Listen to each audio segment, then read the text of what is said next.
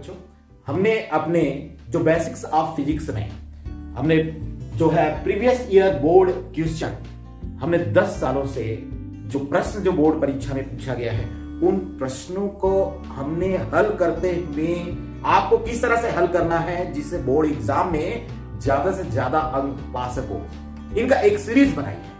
ये सीरीज आपको क्रमशः हमारे बेसिक्स ऑफ फिजिक्स की जो वीडियो है उसमें आपको आते रहेगा। आप उनको जरूर देखिए और बोर्ड पेपर में ज्यादा से ज्यादा अंक प्राप्त करने की कोशिश कीजिए। आप यदि उस वीडियो को देखते हैं तो आपको अधिकतम मार्क्स कैसे आता है ये उनका ट्रिक आपको बताया जाता है। इन ट्रिक के आधार पर कई बच्चे बनाए होते प्रश्नों का सही हल, लेकिन नंबर पा जाते हैं आधे।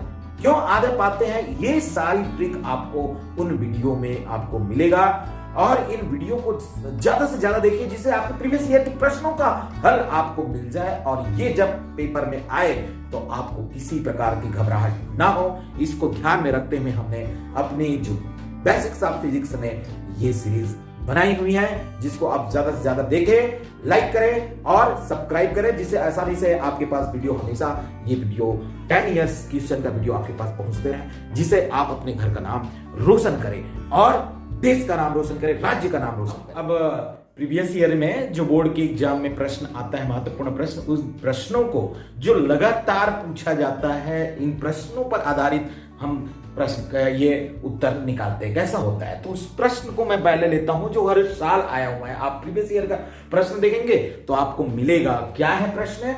बायो-सेवर्ट का नियम लिखिए। बायो-सेवर्ट के नियम तथा कूलाम के नियम की तुलना कीजिए। दोनों नियम में कितनी समानता होगी, कितनी असमानता होगी, यह हम निकालेंगे। तो हम देखते हैं कि बायो-सेवर्ट के नियम क्या है। सन 1820 में, क्या इसके पहले हम बता दें कि बायो-सेवर्ट नियम क्यों आया? क्योंकि यहां पर बहुत सारे वैज्ञानिकों ने यह कहा कि जब किसी चालक तार पर विद्युत धारा प्रवाहित की जाती है तो उसके चारों ओर चुंबकीय क्षेत्र का निर्माण हो जाता है। तो चारों ओर चुंबकीय क्षेत्र का निर्माण होता है तो इस चुंबकीय क्षेत्र का मान कितना होगा?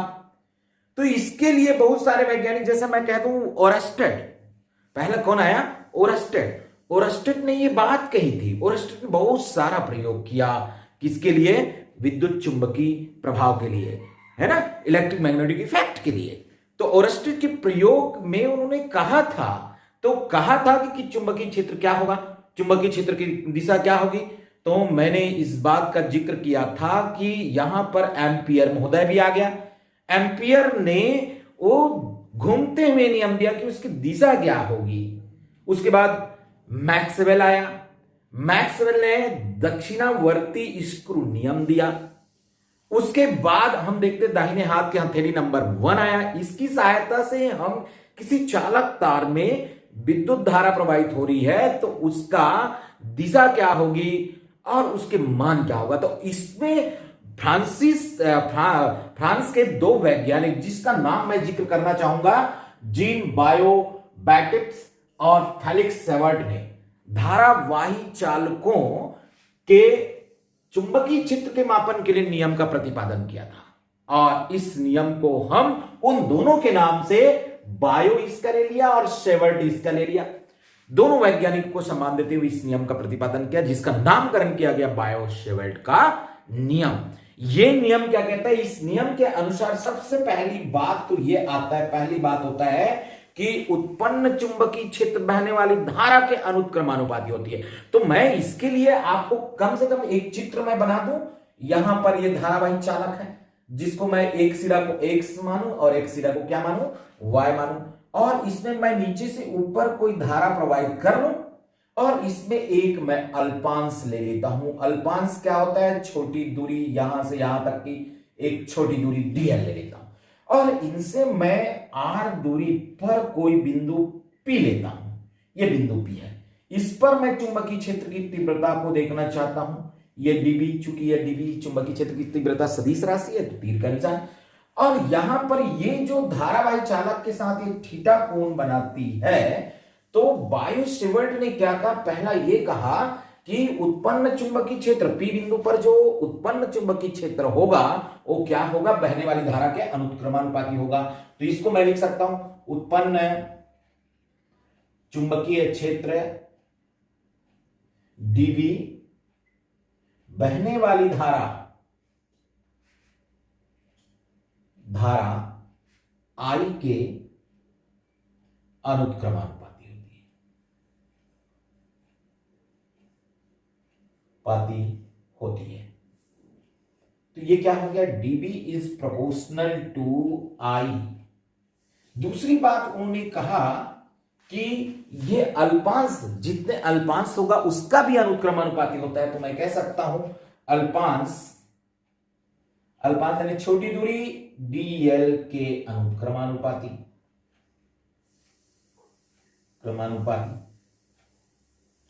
होती है। तो यहां पर मैं इसको भी कह सकता हूं कि dB is proportional to dl। तीसरी बात उन्होंने कही कि ये जो कोण बनता है अल्पांश से, इसका जो कोण बन रहा है जहां पर हम चुंबकीय क्षेत्र की तीव्रता ज्ञात करना चाहते हैं, उनके ज्या के अनुक्रमानुपाती होती है। तो ज्या के अनुक्रमानुपाती यानी यहां पर उत्पन्न चुंबकीय क्षेत्र की तीव्रता ज्या मीन्स होता है साइन थीटा के भी अनुक्रमानुपाती होता है,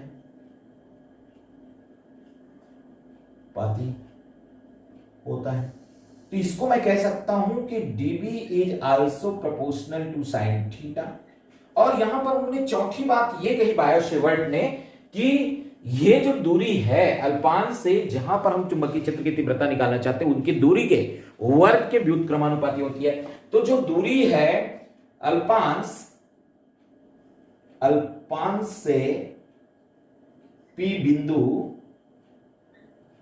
के बीच दूरी R के वर्ग के व्युत्क्रमानुपाती होती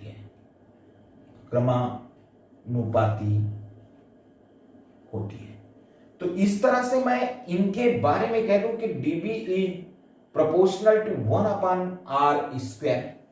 तो यहां पर इन पांचों को मैं ले लेता हूं तो मेरे पास क्या बनेगा, यहां पर मैं पांचों को इस तरह से, पांच कहता हूं, चारों को मैं ले लूं तो ये क्या बन गया, dB is also proportional to I dl sin theta बटे r²। ये प्रोपोर्शनल चिन्ह है, इसको हटाने के लिए मैं k दे देता हूं, dB equal to small k I dl sin theta upon r², जहां k जो होता है समानुपातिक नियतांक कहलाता है। और इस नियतांक का मान बायो-सेवर्ट ने क्या दिया, ये दिया μ0/4π, जहां पर μ0 क्या होता है, μ0 है वायु या निर्वात की चुंबकशीलता कहलाती है, परमीबिलिटी कहलाती, चुंबकशीलता। और इस तरह से मैं कह सकता हूं कि dB equal to μ0/4π I dl sin theta बटे r²। और ये इस तरह से हमारा जो बायो-सेवर्ट का जो नियम है वो उत्पन्न हो जाता है। यहां पर मैं एक बार और कह सकता हूं कि ये μ0 का जो वैल्यू आता है वो कितना आता है, 4π × 10⁻⁻⁷ है ना, ये -7 के करीब आता है। तो इसको भी मैं लगा दूं तो 4π कैंसिल हो जाएगा, तो dB इक्वल टू कितना आ गया, 10⁻⁷ I dl sin थीटा बटे r²। ये भी आप लिख सकते हो, चूंकि ये कैसी राशि है, सदिश राशि है। तो सदिश राशि होने के नाते इसकी दिशा होती है, तो इसका दिशा बताने के लिए यहां पर हम जो एक भाग करते हैं, इनको क्या कर देते हैं, ये जैसे तल के लंबवत अंदर की ओर है तो इसको क्रॉस चिन्ह दे देते हैं, तल के ऊपर की ओर है तो हम उसको डॉट चिन्ह दे देते हैं, ये क्रॉस और ये होता है डॉट।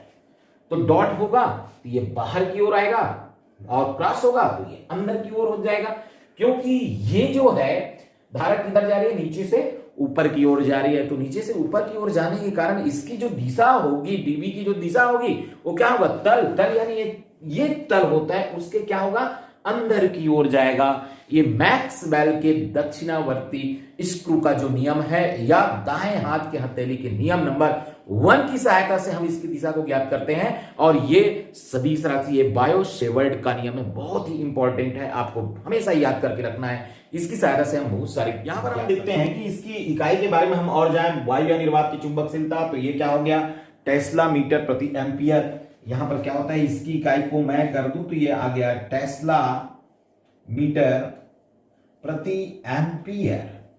तो इस तरह से इसकी जो इकाई बनेगी वो कितना बनेगा, टेस्ला का होगा। तो यहां पर हम देखते हैं डीबी चुंबकीय क्षेत्र की जो कंप्लीट जो बातें हैं, ये टेस्ला इसकी इकाई हो जाती है। देखते हैं कि इसका दूसरा भाग है बायो-सेवर्ट के नियम तथा कूलाम के नियम की तुलना कीजिए। तुलना हम दो प्रकार से करते हैं, उन दोनों नियमों में कितना समानता होती है और उन दोनों नियमों में कितना असमानता होती है। हम दोनों तरफ देखते हैं कि तुलना यही है, सिर्फ तुलना करना यानी आप सीधा अंतर लिखते, ये नहीं है।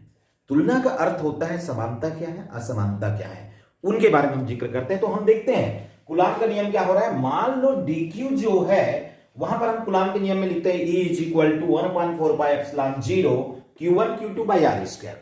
तो यहां पर मैं एक फैक्टर ले रहा हूं dq। dq क्या है, वो उस भाग से कितने दूरी पर dq रखा हुआ है, एलिमेंट्स। तो यहां पर मैं dq का ही जिक्र कर रहा हूं कि डेल ई यानी बहुत ही, इस dq लिया हूं मैंने, जो आवेश है बहुत छोटा है, उस कारण से वैद्युत क्षेत्र की तीव्रता कितना है, 1/4πε0 dq/r²। बायो-सेवर्ट का नियम क्या है, यहां पर भी एक अल्पांश के कारण हम उस दूरी पर चुंबकीय क्षेत्र की तीव्रता ज्ञात करना चाह रहे हैं। तो इससे तुलना करने के लिए मैंने इस dq को लिया, तो ये क्या हुआ, μ0/4π आइडियल sin θ/r²। तो पहला इसमें समानता की बात मैं कर रहा हूं, तो बायो-सेवर्ट नियम और कूलाम नियम में समानता कितनी सी है, तो समानता हम देख लेते हैं। दोनों की दोनों देखो, यहां पर r²। तो यहां पर व्युत्क्रम वर्ग का नियम, व्युत्क्रम वर्ग के नियम का पालन करता है। और ये भी पहला, इसमें भी क्या आएगा, ये भी व्युत्क्रम वर्ग का नियम, व्युत्क्रम वर्ग के नियम का पालन करता है, का पालन करता है। दूसरी बात यहां पर मैं जिक्र कर सकता हूं कि ये भी क्या है, रैखिक जो होती है, क्या है, रैखिक के पहले हम दो ही बातों का जिक्र कर दें, ये भी इसका क्या है, इनका भी रैखिक जो फलन है, और ये आइडियल का भी, ये भी रैखिक फलन है, क्योंकि आइडियल जो जा रहा है अल्पांश से जो जा रहा है उन, तो इस बात का जिक्र नहीं करता, आपको एकदम सरल से सरल भाग को कहते हैं। ये भी अध्यारोपण के सिद्धांत का पालन करता है और ये भी अध्यारोपण के सिद्धांत का पालन करता है। अध्यारोपण का अर्थ होता है कि बहुत सारे जो धारा उसमें बहने लग जाए या आसपास और धारा हो तो किस तरह से प्रभावित करता है। तो इसमें भी कह सकते हैं, इसमें अध्यारोपण का सिद्धांत लागू होता है, का सिद्धांत लागू होता है, और इसमें भी अध्यारोपण का सिद्धांत लागू होता है।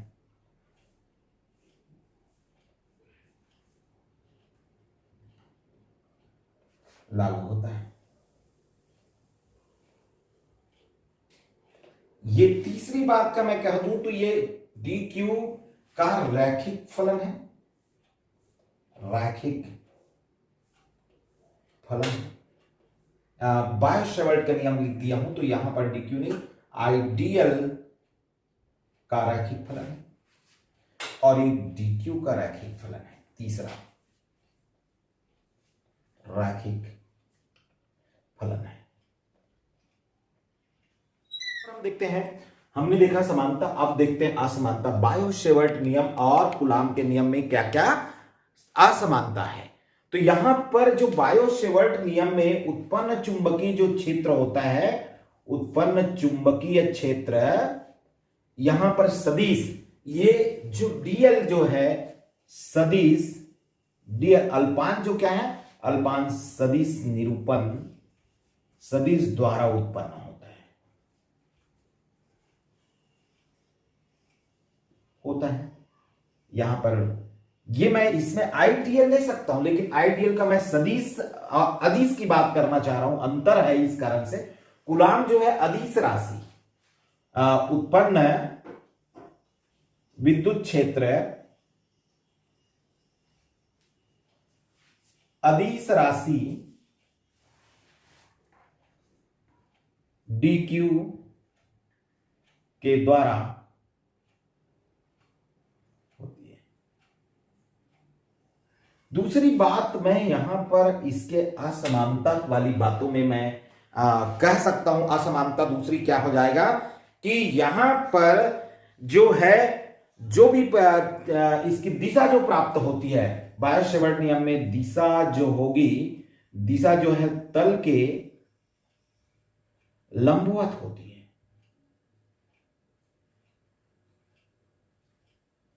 जबकि इसमें जो दिशा जो होता है, इसमें दिशा क्या होती है, जिस विस्थापन सदिश की ओर होती है। कूलाम नियम में, कूलाम के नियम में परिणामी दिशा विस्थापन सदिश की ओर होती है। और होती है। तीसरा बात मैं इसमें जिक्र कर सकता हूं कि यहां पर साइन थीटा फैक्टर जो आता है बायो-सेवर्ट नियम में किसके किसके बीच, आई व डीएल के बीच,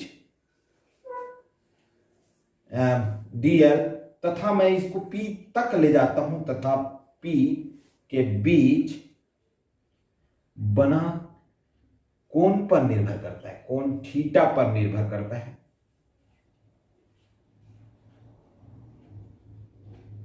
जबकि यहां पर मैं कहता हूं ये थीटा कहीं पर फैक्टर नहीं आता, जबकि कूलाम का नियम किसी कोण थीटा पर निर्भर नहीं करती। तो हमको जो दिखता है उस अंतर को हमको यहां पर असमानता वाली बातों में हमको देना है। तो बायो-सेवर्ट का नियम जो है काफी आपको महत्वपूर्ण है कि आगे आपको रेखी चालक के लिए बायो-सेवर्ट के नियम की सहायता से चुंबकीय क्षेत्र की तीव्रता निकालिए, परनालिका में तीव्रता निकालिए। आपको बहुत सारे ऐसी फैक्टर जो बनेगा जो बोर्ड पेपर में बार बार आता है। तो बायो-सेवर्ट का नियम और बायो-सेवर्ट के नियम के बारे में और मैं खास चीज आपको बताना चाहूंगा, क्योंकि इसको वैज्ञानिक लाप्लास ने भी दिया था। इस कारण से इसका और नाम जो बोर्ड में प्रश्न के रूप में आता है, वो बोर्ड में इसी प्रश्न को लाप्लास का नियम के नाम से भी जाना जाता है, के नाम से जाना जाता है। तो आपको मालूम होना चाहिए, आपके परीक्षा में यदि लाप्लास नियम भी कहता है तो यही है, बायो-सेवर्ट का नियम भी कहता है तो यही है। तो ये बोर्ड एग्जाम में आपकी तैयारी अच्छे से होनी चाहिए, जो प्रीवियस ईयर में पूछा गया है। हम देखते हैं कि और बोर्ड में क्या प्रश्न आता है, इनके बारे में देखते हैं। तो प्रश्न क्या है हमारे पास, ओम का नियम लिखिए और इसकी दो सीमाएं दीजिए। ओम का नियम धारा विद्युत के लिए बहुत ही महत्वपूर्ण है। तो यहां पर मैं बता दूं कि ओम कौन था। ओम जो है एक जर्मन वैज्ञानिक था जिसका नाम था सर जॉर्ज साइमन ओम। उन्होंने 1828 में किसी परिपथ के बीच लगाए गए विभवांतर V और विभवांतर लगाने के बाद उनमें बहने वाली धारा के संबंध में अध्ययन किया। कि उन्होंने तारों को लिया और अलग अलग मोटाई के तार, अलग अलग जगह में अलग अलग मोटाई के तार, तो इस तरह से कई प्रकार से प्रयोग किया।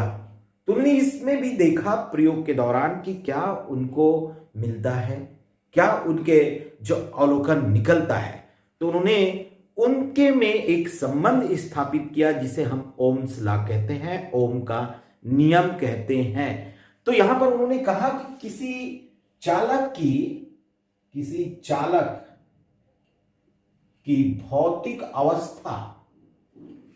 अवस्था क्या है, वही अवस्था, ताप या लंबाई, मैंने कहा था अलग अलग तार की लंबाई, ताप में परिवर्तन ना हो, अवस्था में परिवर्तन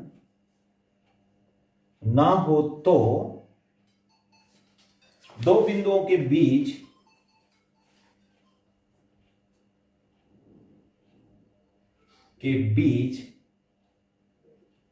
बहने वाली धारा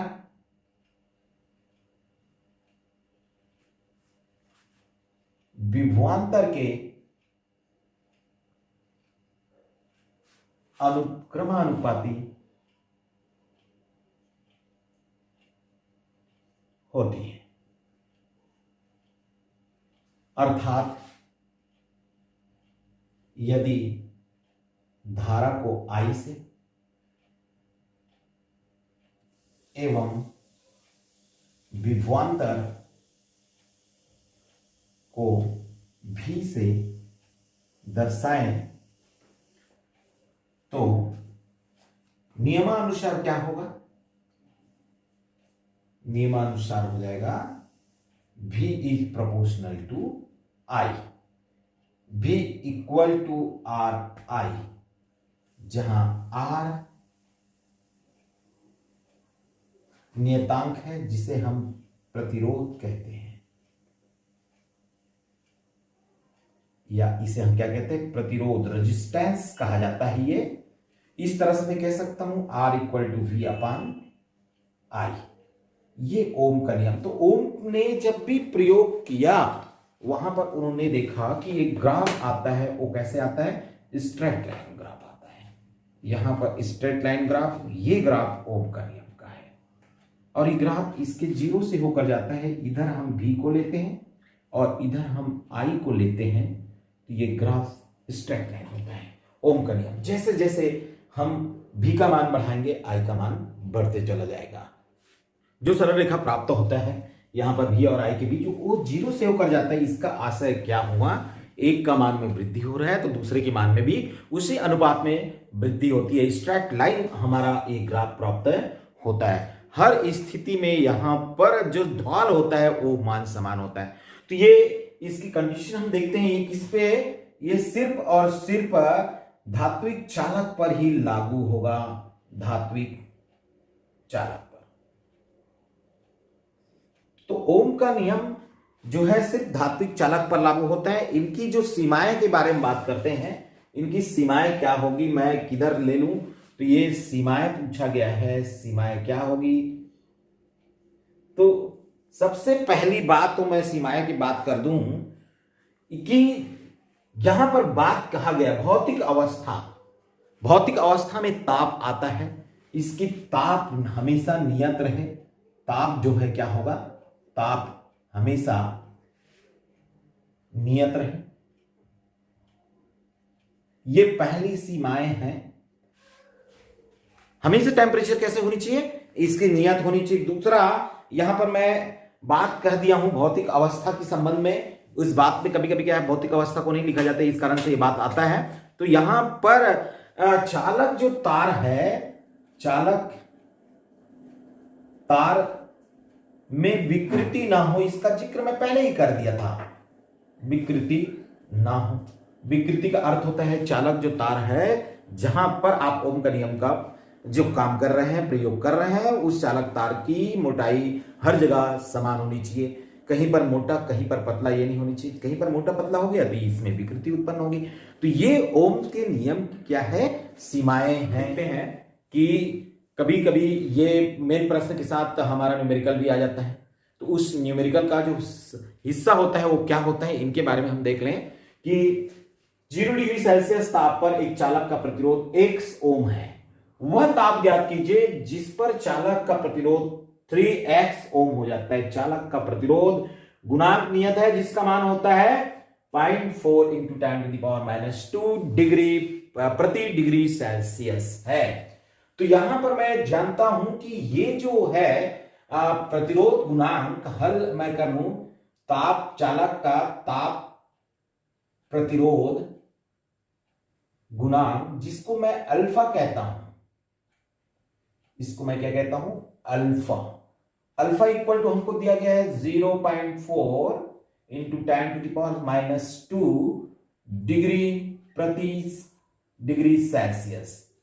तो या इसी को आप हम और सवाल जब बनाते हैं तो ये अल्फा का मान ये इस रूप में भी दिया रहता है 273 प्रति डिग्री सेल्सियस। बात वही है, 1/273 करता हूं तो यही आएगा। तो इस तरह से आपको कहीं पर भी कंफ्यूज नहीं होना है कि ये कैसा ये है। तो कई सवालों में ये भी रहता है, ये मान दिया रहता है, तो उसी का मान 1/273 मैं कर दूं तो ये आएगा 0.0036 ये आएगा। तो उसको हम बना दें तो इस तरह से 0.4 भी मिल जाएगा, इसमें कोई प्रॉब्लम नहीं है।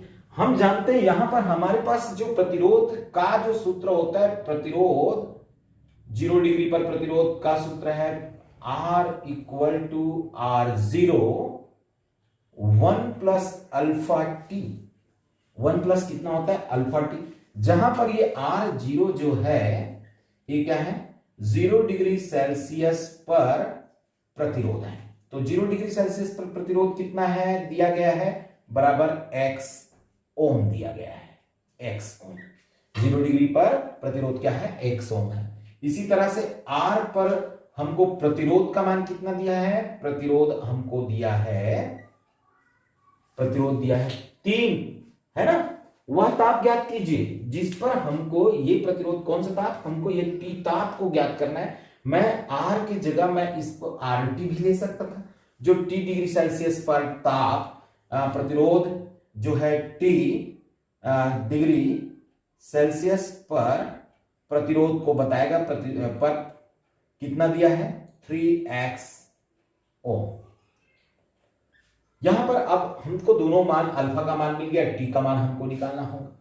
तो क्या हुआ, इसका मान मैं रख दूं तो ये आ गया 3x equal to x 1 plus हमको इसका मान दिया है 0.4 इंटू 10⁻⁻² इंटू कितना, t इंटू t। हमको क्या करना था, t हमको ज्ञात करना है। यहां पर मैं लिख सकता हूं t हमको क्या करना है, ज्ञात करना है, ज्ञात करना है ना। तो ये आ गया, मैं इसके 3x के नीचे मैं x ले लूं, ये बच गया 1 प्लस 0.4 इंटू 10⁻⁻² इंटू t। ये x कट गया तो ये आ गया 3 equal to 1 plus 0.4 into 10⁻⁻² into t। इसको मैं इधर ले आऊं तो ये आ गया 3 minus 1 equal to 0.4 into 10⁻⁻² into t। ये आ गया, यहां से मैं कर लूं तो ये आ गया 2 इक्वल टू 0.4 इंटू 10⁻⁻² t। तो t इक्वल टू मेरे को मिला 2/0.4 इंटू 10⁻⁻²। ये 10⁻⁻² ऊपर चला गया तो t इक्वल टू कितना आ गया, ये आया, पॉइंट को मैं हटा दूं तो 20/4 इंटू 10⁻²। तो यहां पर मैं इसको कर दूं कि ये t इक्वल टू कितना आ गया, 5 इंटू 10⁻², और 10⁻² मीन्स 100। तो t इक्वल टू कितना आ गया, 5 इंटू 100। तो t इक्वल टू आ गया 500 डिग्री सेल्सियस।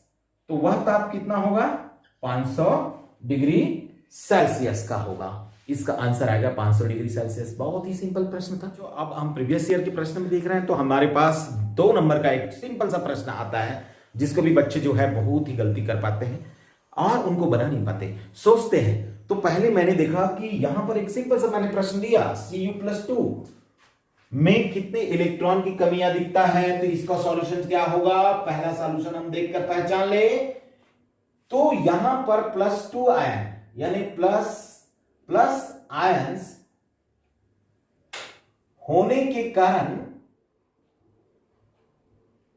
इलेक्ट्रॉन जो चला गया है तब उसमें क्या आया, प्लस, ये आवेश आया है और प्लस आवेश इलेक्ट्रॉन चला गया, तो इलेक्ट्रॉन की क्या हो रही है, कमी के कारण इसमें 2 इलेक्ट्रॉन की कमी होती है।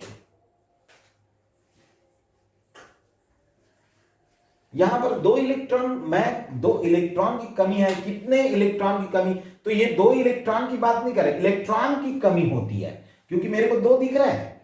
तो 2 दिख रहा है तो हम देखते हैं इसमें कितने इलेक्ट्रॉन अब हमको निकालना पड़ेगा, है ना। तो यहां पर हम निकाल के बता दें, पहले तो हम उतना ही जाने कि कमी होती है कि अधिकता होती है। हमको अभी संख्या नहीं है, हमको क्योंकि न्यूमेरिकल बनाना है, इस कारण से यहां पर कमी या अधिकता हम किससे पहचान लेते हैं? इनके आयन से। माइनस हो रहा है तो अधिकता होगी और प्लस हो रहा है तो कमी होगी। कितने? तो यहां पर मैं देखता हूं कि आवेशों का क्वांटीकरण द्वारा क्या होता है? ये होता है Q is equal two plus minus NE। Plus minus क्या होता है? NE। चूंकि मैंने यहां पर प्रोटॉन की बात कर रहा हूं तो प्लस आ जाएगा, Q is equal to NE। यहां पर मैं प्लस आयंस की बात कर दिया, तो मैं जानता हूं कि Q कितने हाउ मेनी संख्या आपको बताना है। तो मैं यहां पर एक बात कर दूं कि E इक्वल टू जो होता है वो कितने का आ जाता है? E equal to 1.6 into 10 to the power minus 19 coulomb. तो Q इज इक्वल टू आवेश, यहां पर N इक्वल टू कितना आ रहा है? N मैं बात करूं प्लस कॉपर्स की बात कर रहा हूं मैं, कितने इलेक्ट्रॉनों की कमी या अधिकता हो रही है? तो इसमें तो जवाब 2 है। कितने आवेश इलेक्ट्रॉन है? यहां पर मैं प्रश्न को थोड़ी सी मेरे को बदलना पड़ेगा। कितने में तो मेरे को दिख ही जा रहा है, कितने इलेक्ट्रॉन की कमी अधिकता को मैं क्या, कितने इलेक्ट्रॉन आवेश है इलेक्ट्रॉन आवेश है, ये भी आपको जिक्र करना पड़ेगा। तो ये क्या हो गया? N इक्वल टू कितना आ रहा है? 2। तो Q इज इक्वल टू कितना आ गया? 2 into 1.6 into 10 to the power minus 19। तो Q इज इक्वल टू